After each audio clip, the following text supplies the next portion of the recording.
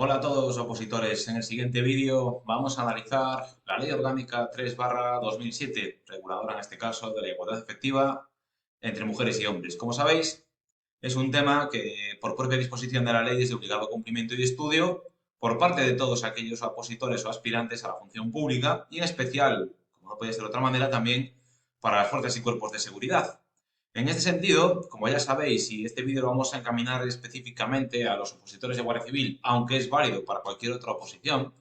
deciros que en temarios amplios, en temarios tan sumamente grandes, es importantísimo siempre ir al grano, y en esta norma con especial intensidad.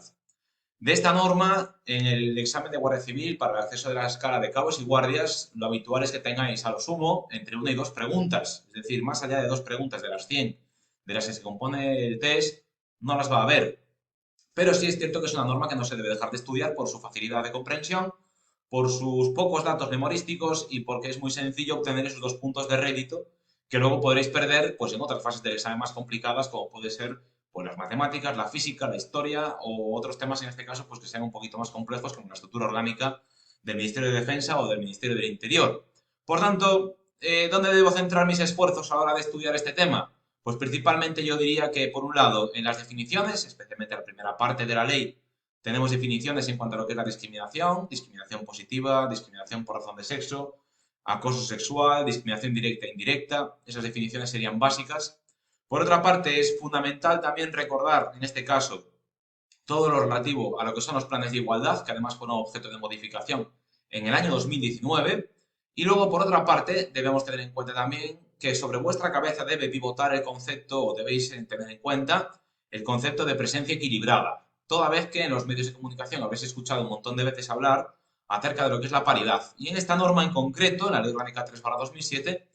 en ninguno de sus aspectos se habla de paridad, sino de presencia equilibrada de mujeres y hombres. Por tanto, estos serían los tres aspectos básicos sobre los que debéis definir vuestro estudio y que a continuación en este vídeo vamos a intentar, de cierto modo, aclarar. Sobre el marco normativo no os cuento nada nuevo. Constitución Española, artículo 14, más el 9.2 para la igualdad efectiva, y sobre este se desarrolla por ley orgánica, por tanto, la Ley Orgánica 3/2007, estableciendo en este caso además una aplicación transversal del principio de igualdad. ¿Qué quiere decir esto de transversal? Pues quiere decir que se aplica a todas las facetas de la vida social, a la vida jurídica, a los proyectos normativos, a la promoción del empleo, tanto público como privado, al autoempleo, a absolutamente todo. Y por este motivo lo que se hace es integrar el principio de igualdad, incluso en la interpretación de las normas, que ahora además deben ir siempre acompañadas de un informe de impacto de género, cada vez que se quieran aplicar o se quieran poner en vigor los proyectos normativos. Por otra parte, debemos tener en cuenta también que dentro de lo que son las definiciones que comentábamos anteriormente, debemos distinguir lo que es discriminación directa por razón de sexo o por razón de la maternidad de la discriminación indirecta. La discriminación directa, evidentemente, es tratar de manera desfavorable a una persona por el sexo. Mientras que la discriminación indirecta es una práctica aparentemente neutra. El concepto neutro lo debéis tener muy presente porque es la clave de esta definición, pero que luego, sin embargo, pone en una situación de desventaja a una persona con respecto a otras simplemente por el hecho también de las razones del sexo. En este sentido, también se consideraría discriminación directa, en este caso, toda orden de discriminar a una persona, y discriminación indirecta, toda orden indirecta también de discriminar a una persona por razón de sexo. En cuanto a lo que es el acoso sexual, debemos tener en cuenta que esto se configura como delito en el Código Penal, pero que constituye un comportamiento verbal o también físico, en este caso, imaginaros tocar una nalga, tocar las zonas pudendas de una persona, con el propósito además de atentar contra la dignidad de la persona y situarla en un entorno intimidatorio, degradante u ofensivo. Que si bien la norma aquí va un paso más allá, tenemos que tener en cuenta que es delito y, por tanto, sin perjuicio de la responsabilidad criminal a que pueda inducir la persona que comete este tipo de actuaciones, pues evidentemente también tendrá su regulación en esta norma a efectos de considerar una práctica discriminatoria o constitutiva de acoso sexual. Mientras que el acoso por razón de sexo es el comportamiento realizado en función del sexo de la persona, pero sin un comportamiento de naturaleza sexual, sin buscar, por tanto, relaciones sexuales o tocar partes pudendas o afectar la intimidad de la persona, pero con, en este caso, el mismo efecto de crear un entorno intimidatorio, degradante u ofensivo para la persona. De la misma manera se consideraría también discriminación, o se consideraría en este caso acoso por razón de sexo, el condicionamiento de expectativas laborales a cambio de aceptar en este caso pues conductas constitutivas de acoso sexual. También se considera discriminación directa, recordadlo, todo trato discriminatorio, en este caso motivado por la maternidad de la persona. Debemos tener en cuenta que la norma, para prevenir este tipo de conductas, lo que hace es declarar nulas las disposiciones que sean constitutivas de discriminación, sancionar estas conductas y además establecer una indemnización para la reparación de daños y perjuicios a las personas que sean víctimas. En cuanto a lo que es la tutela judicial efectiva, debemos tener en cuenta además algo muy importante, y es que básicamente las personas que sean víctimas de acoso por razón de sexo van a tener siempre la tutela del recurso de amparo ante el Tribunal Constitucional, y además también se va a permitir que aquellos procesos de carácter social o laboral o contencioso administrativo, que también se personen en ellos aquellas asociaciones o plataformas que se dediquen precisamente a la defensa de este tipo de víctimas. Pero ojo, porque en los procesos penales por acoso sexual o también en aquellos por acoso de razón de sexo, solamente está legitimada la persona que lo sufre, ¿vale? No así las asociaciones de víctimas o plataformas. La norma también parte de la premisa, en este caso, de que la inversión de la carga de la prueba que se produce en el ámbito laboral o que se produce en el ámbito civil, es decir, constituye, por tanto, carga para quien es acusado de que un despido ha sido motivado por razones de discriminación por razón de sexo o por acoso sexual, en este caso corresponde siempre a quien lo comete, no a quien lo denuncia. Pero en el ámbito penal, evidentemente, por aplicación del principio acusatorio, no, aquí no se invierte la carga de la prueba. El que acusa siempre tiene que probar, con independencia, en este caso, del delito del que se trate, incluido el acoso sexual. Por otra parte, recordemos, como ya os comentaba al principio de la explicación, que el concepto participación equilibrada se va a plasmar en toda la ley. Por tanto, en este sentido, en el ámbito público, en el empleo privado, en el autoempleo, en los órganos de decisión de las empresas, en absolutamente todos los ámbitos de esta norma se va a recoger siempre el concepto básico de presencia equilibrada. Y por tanto, no lo confundáis con lo que podéis escuchar a veces en la televisión.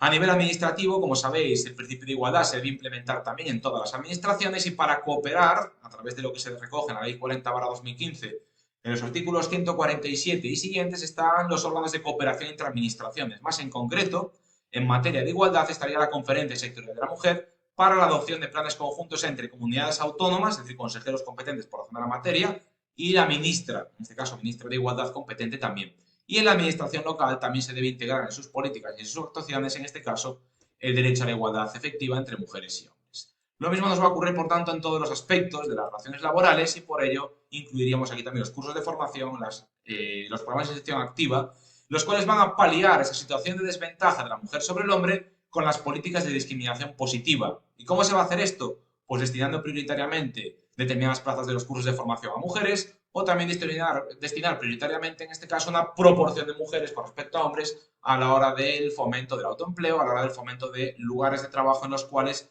de manera tradicional esto estaba ocupado más por hombres que por mujeres. De este tema merece la pena también recordar, en este caso, los planes de igualdad, tanto en la administración pública como en las empresas. En las empresas, desde el año 2019, es obligatorio para empresas de 50 o más trabajadores, es obligatorio cuando así lo recoge el convenio colectivo, con independencia del tamaño de la empresa, y es obligatorio también cuando, como consecuencia de una inspección y, por tanto, apertura del procedimiento sancionador, la autoridad laboral obligue a la empresa a implementar estos planes. Y estos planes, además, son voluntarios para el resto de empresas.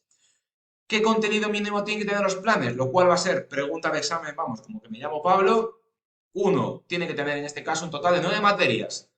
Debe, en este caso, pronunciarse acerca de los procesos de selección o contratación. Debe abordar la clasificación profesional. Debe tener en cuenta la formación a la hora de paliar esas diferencias entre mujeres y hombres. Debe abarcar la promoción profesional, las condiciones de trabajo, el ejercicio corresponsable de la conciliación laboral, la infrarrepresentación femenina, la retribución y también debe abordar en este caso la prevención del acoso sexual y del acoso por razón de sexo de manera negociada con los representantes de los trabajadores. Igualmente, a estas empresas se les va a reconocer también la necesidad de que formen y sensibilicen a sus trabajadores en este tipo de información, en este caso, de cara a prevenir estas situaciones discriminatorias y también establecer un cauce adecuado para focalizar las quejas que pudieran plantearse cuando haya una actuación que sea constitutiva de acoso por razón de sexo o de acoso sexual.